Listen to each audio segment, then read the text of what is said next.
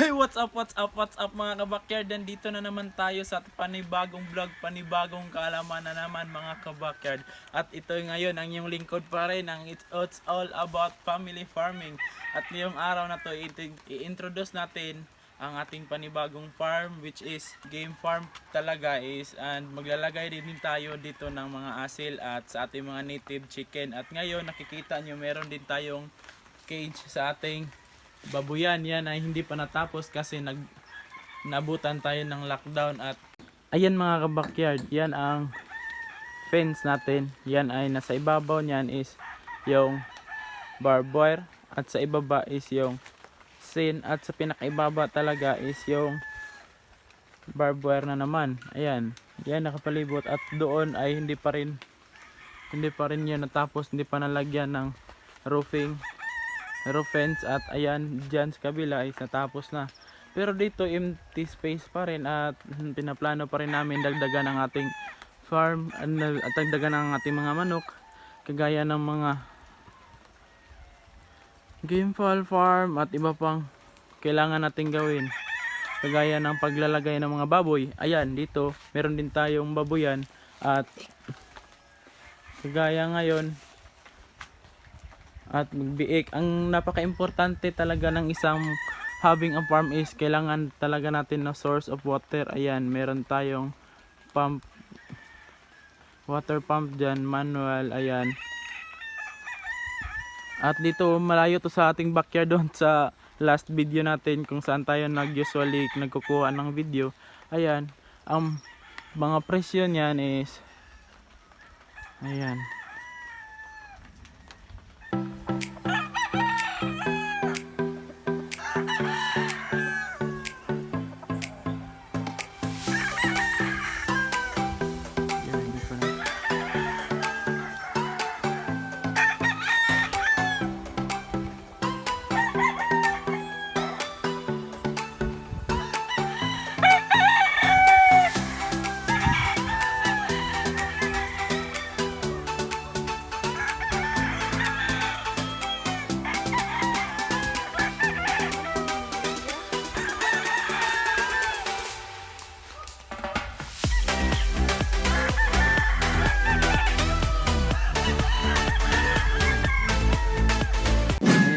Tayong dalawang halohano at dalawa ding inahing halohano, kaya yan ang breeding natin dito. At mayroon na diyang naglilimlim sa isang karton na dyan. At i-introduce ko din sa inyo ang ating inanan na ganito lang ang gamit natin. Hangin natin to sa taas para hindi to masayang yung mga tubig niya. Yan. Yan ang mga manok natin na panabong. Hindi pa na lagyan doon kasi wala pa tayong mga ilalagay. Ayan yung kulungan ng manok natin. There are 5 lahat ang kulungan nila, kasi sabi ng mga kanunuan pa namin is huwag malas daw yung 4 kasi pares, kaya 5 talaga. Ayan, nagtapos pa sila sa fence natin, ginawa pa nila. Ayan, nilagyan pa nila ng roof para yan ay 100 nga pala ang isa ng say natin, binili sa junk shop lang yan, at second hand na use na yan, at nakasave din tayo kasi magagamit pa naman yan kahit na luma na, kahit na ginamit pa. At ayan ang ating manukan.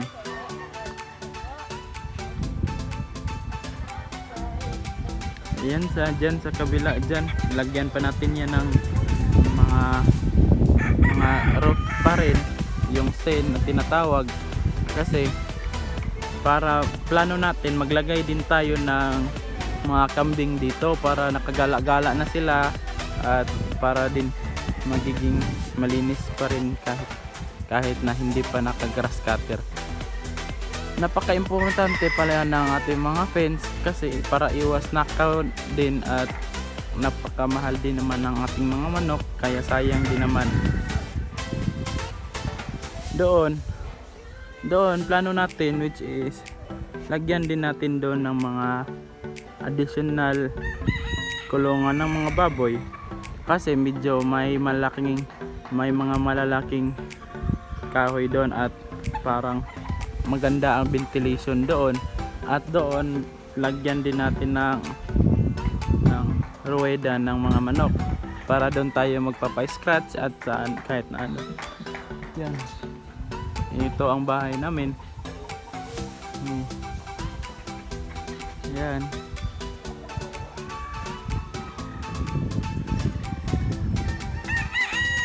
Medyo mahal nga talaga ang paggawa ng farm kagaya nito, kahit maliit lang to, 1 hectare lang to. At doon plano din natin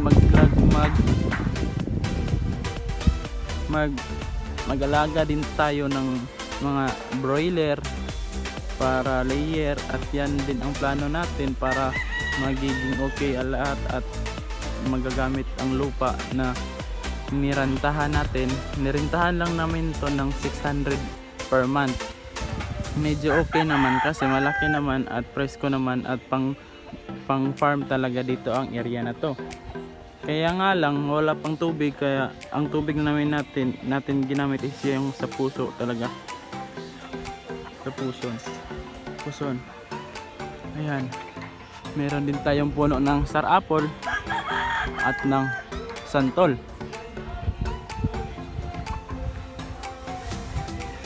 Kanina nandun tayo sa kabilang bukid, nakakuha tayo ng ito yung sa mais para pang scratch ng ating mga manok na panabong. At meron ding mais ito. Mais.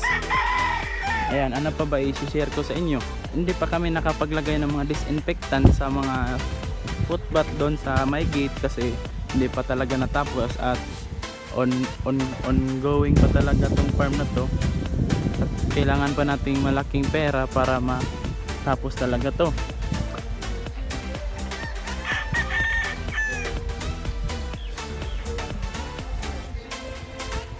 Ayan. Napakaganda kasi ng hangin dito. Napaka-presko talaga at dapat matapos na natin to ng ating paglalagay ng fence. At itutur ko din kayo sa hello.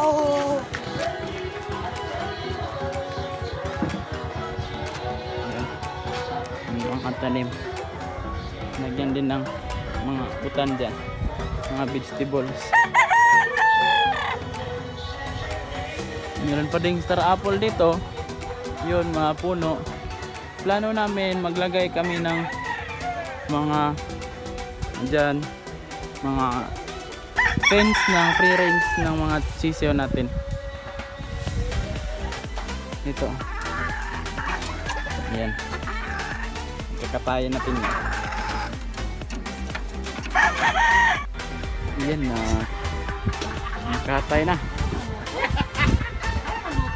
8 na this. Nagkakain na.